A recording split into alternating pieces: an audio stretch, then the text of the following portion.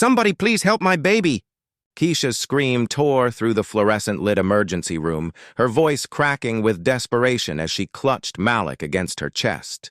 He was only 6 years old, his little body burning with fever, lips pale, breaths ragged and shallow. His curls stuck damply to his forehead, his eyelids drooping like weights he couldn't lift. Every second that passed felt like a countdown to something unthinkable. But the receptionist barely looked up. The young white woman sat behind the glass window, clicking at her computer keys as though Keisha's cries were background noise. "Fill out the form and have a seat, ma'am," she muttered without meeting her eyes. Keisha's heart dropped. She had already filled out the form. She had handed it over.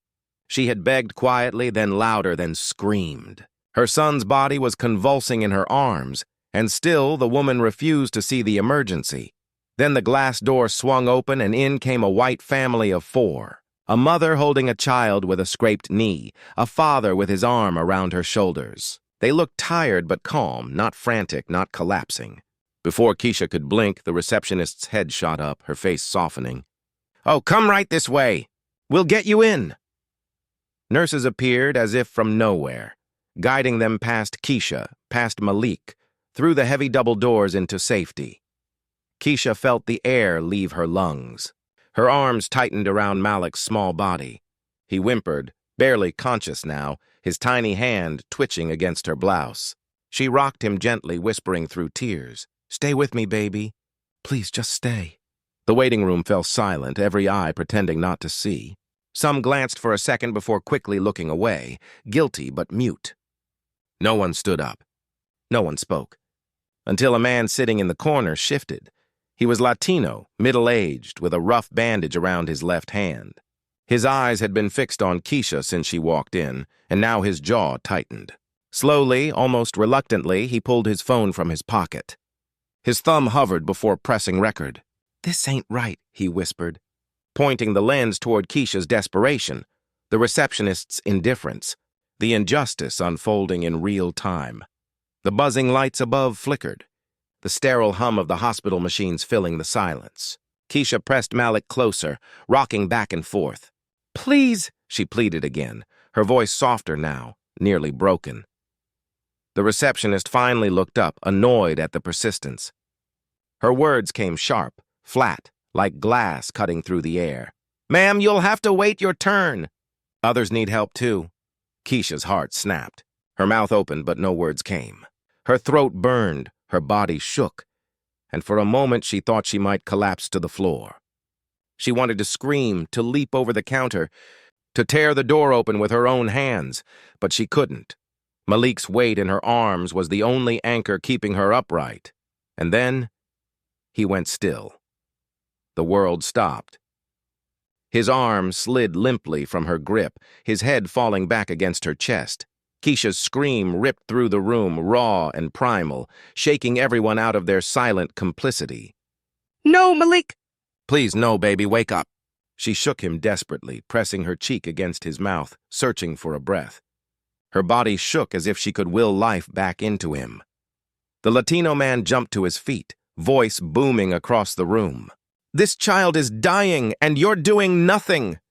His outrage was like a spark in dry grass. Suddenly, phones came out everywhere. The waiting room lit up with cameras, red record buttons glowing. Whispers turned to shouts. "Help her! She's been waiting! Why won't you do something?" The receptionist froze, her eyes wide like a deer caught in headlights. Nurses, startled by the uproar, not the child, burst through the double doors. They rushed toward Keisha, finally noticing what had been happening all along. Malik was lifted from her arms, his limp body placed onto a stretcher. Keisha stumbled forward, nearly falling, her hand still reaching, refusing to let go.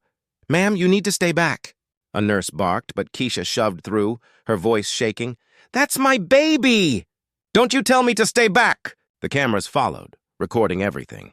Nurses wheeled Malik away, Keisha clutching his hand as the stretcher rolled through the bright hallways, her sobs echoing against the sterile walls. Hours blurred into eternity. Keisha sat by his hospital bed, her hand wrapped around his tiny fingers. Malik's breathing was steadier now, an IV line dripping life back into him.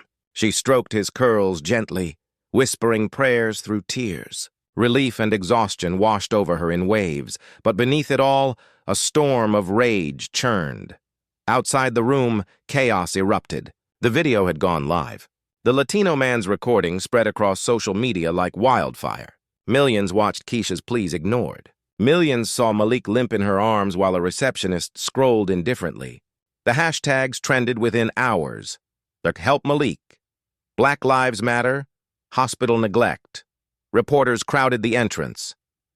Protesters gathered outside with signs that read, "Healthcare is a right, not a privilege, and no more racism in hospitals." The hospital administration released a cold statement, calling it a regrettable misunderstanding. But the world wasn't buying it. The video was too raw, too real. There was no misunderstanding, only negligence rooted in hate. Keisha sat quietly in Malik's room, her phone buzzing with messages from strangers across the globe. Some offered prayers, others offered legal help. Still others shared their own stories of being overlooked, mistreated, ignored because of the color of their skin. She realized this wasn't just her fight anymore. It was bigger. When Malik stirred, his small eyes fluttering open, Keisha leaned close, her voice breaking but strong. "They tried to make us invisible, baby. They tried to make you invisible. But the whole world saw you tonight." Malik blinked, weak but alive, and gave the faintest smile. Keisha kissed his forehead, tears streaming down her cheeks, and she knew then this fight wasn't over. Not for her, not for Malik, not for anyone who had ever been silenced. The cameras would keep rolling. The world would keep watching, and Keisha would never stop speaking.